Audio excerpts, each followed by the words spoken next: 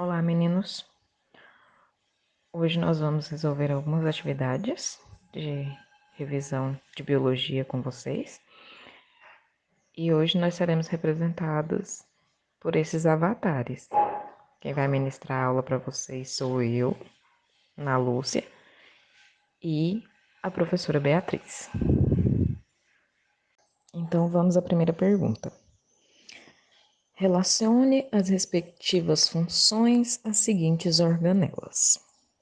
Aí a gente tem as organelas, o cloroplasto, mitocôndria, centríolo, retículo endoplasmático liso e o retículo endoplasmático granuloso. Então, vamos ver quais são as funções dessas organelas. Então, vamos lá, vamos ver as funções dessas organelas. O retículo endoplasmático liso tem como função transportar aminoácidos e sintetizar lipídios e carboidratos. O retículo endoplasmático rugoso, ele tem a função de sintetizar e armazenar proteínas, e ele tem um diferencial que é possuir ribossomos aderidos à membrana. A mitocôndria é responsável pela respiração celular, que é o principal processo que a célula tem para obter energia. Os centríolos, eles vão compor o citoesqueleto e serão importantes também na divisão celular. O cloroplasto, ele contém clorofila, que é o pigmento verde responsável pela absorção de luz na fotossíntese. Próxima pergunta. Caracterize mitose e meiose. Vamos caracterizar isso agora. A mitose é a divisão celular que vai dar origem a duas células iguais à célula inicial, a célula mãe, ou seja, com o mesmo número de cromossomos.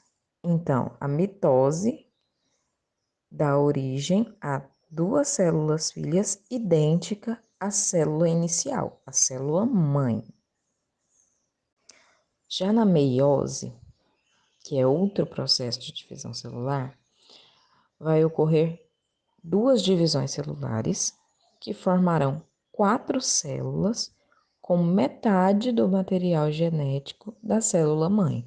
Então, no final, nós teremos quatro células filhas com metade do material genético da célula mãe, a célula inicial. Olá, meninos. Eu sou a Beatriz e eu também vou responder algumas questões com vocês. Vamos lá. Relacione as funções da divisão celular chamada mitose.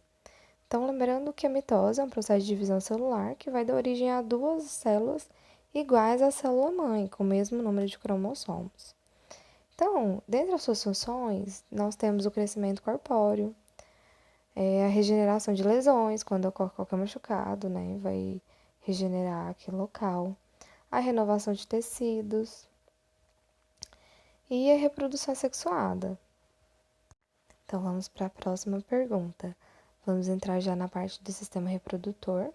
Nesse caso aqui, o sistema reprodutor feminino. E ele está perguntando a função de cada um desses órgãos. Então, ele dá aí o ovário, o útero, a tuba uterina e a vagina. As tubas uterinas, elas são extremamente importantes, pois são elas que vão transportar os óvulos do ovário até o útero. E é nas tubas uterinas onde ocorre a fecundação. Então, é nas tubas que o espermatozoide encontra com o óvulo e ele é fecundado. O útero, ele é responsável por abrigar o embrião e fornecer as condições necessárias para o desenvolvimento, a nutrição e tudo mais. O ovário, ele é responsável por produzir e armazenar os óvulos, né? E além da produção dos hormônios, os hormônios femininos. A vagina, ela é a parte onde vai ocorrer a recepção dos espermatozoides durante a cópula. A próxima pergunta diz o seguinte: considerando a anatomia e a fisiologia dos aparelhos reprodutores masculino e feminino, explique por que cada um dos métodos seguintes são contraceptivos. Então, ele fala da vasectomia, a ligação de trompas e as pílulas anticoncepcionais. Na vasectomia, os canais deferentes, eles são cortados, então isso vai impedir que os espermatozoides saiam do corpo masculino. Na ligação das trompas, é as trompas que são cortadas, então é cortado e amarrado um de cada lado. E esse corte impede que o espermatozoide encontre com o óvulo. Se é nas trompas que ocorre a fecundação, então eles não vão se encontrar, não vai ocorrer fecundação. E as pílulas anticoncepcionais, ela contém hormônios femininos, né, no caso estrogênio e progesterona, hormônios sintéticos, que vão impedir a ovulação. Eles vão manter essas taxas de hormônio alto e a mulher não vai liberar óvulos. Próxima pergunta. Quais as características apresentadas por um tecido epitelial e por um tecido conjuntivo? Então, qual a característica que é apresentada por esses dois tipos de tecidos? Vamos ver agora. Bom, no tecido epitelial, nós teremos ausência de espaço entre as células serão bem juntinhas, ausência de uma vascularização e temos também uma grande capacidade de renovação celular. O tecido conjuntivo é um tecido de conexão.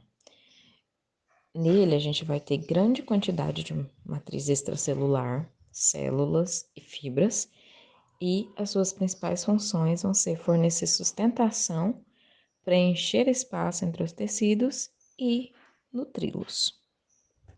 Quais os diferentes tipos de tecidos musculares? Nós temos 3 diferentes tipos de tecido muscular. O tecido muscular estriado esquelético, que é rico em estriações e está conectado aos nossos ossos, sendo os casos do bíceps e do tríceps, que vocês podem ver aí na imagem, o bíceps. Temos o tecido muscular estriado cardíaco, que ele apresenta estriações e é encontrado na parede do coração. E temos o tecido muscular liso, que não possui estriações e pode ser encontrado na parede de diversos órgãos, como a bexiga, o esôfago e também as artérias. A última pergunta diz assim: tanto o colênquima quanto o esclerênquima são tecidos de sustentação, porém eles apresentam diferenças marcantes entre si. Marque a alternativa que indica corretamente uma diferença entre esses dois tecidos. Então, letra A. O colênquima, diferente do esclerênquima, apresenta células mortas. Letra B. O colênquima apresenta células com paredes liquidificadas, enquanto o esclerênquima não possui células com parede secundária com lignina. Letra C. O esclerênquima apresenta paredes primárias espessadas, diferentemente do colênquima, que apresenta paredes secundárias ricas em lignina. E letra D. O esclerênquima é formado geralmente por células mortas na maturidade, diferentemente do colênquima, que é um tecido formado por células vivas. Então, a resposta correta é a letra D, que fala que o esclerênquima é formado por células mortas na maturidade e o colênquima é um tecido que vai ser formado por células vivas. Então é isso, pessoal. Muito obrigada pela atenção de vocês até aqui e até logo.